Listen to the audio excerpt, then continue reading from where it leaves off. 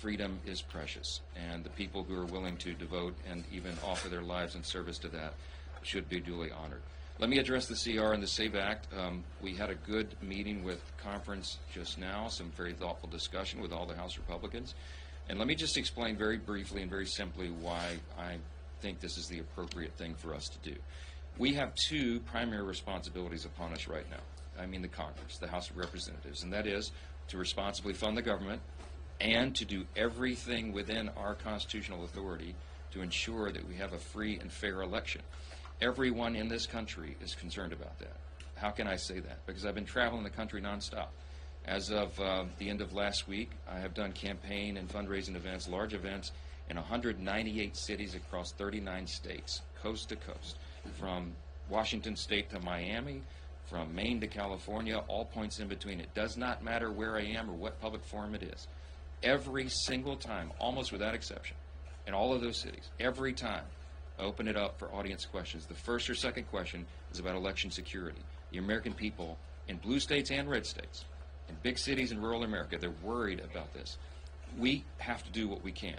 The SAVE Act is a response to what we deem to be one of the immediate threats, and that is illegals voting.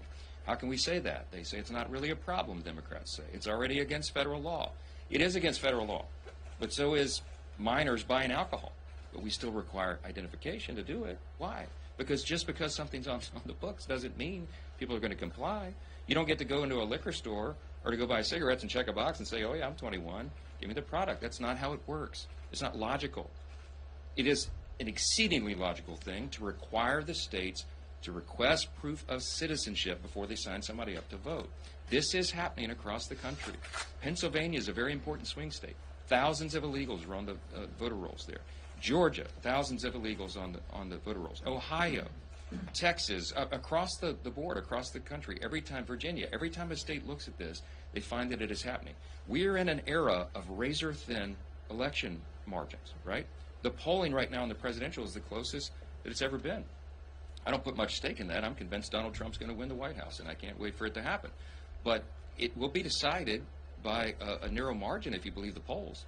We have members of Congress, as you know, Mariannette Miller-Meeks won her first election in 2020 to Congress by 6 votes.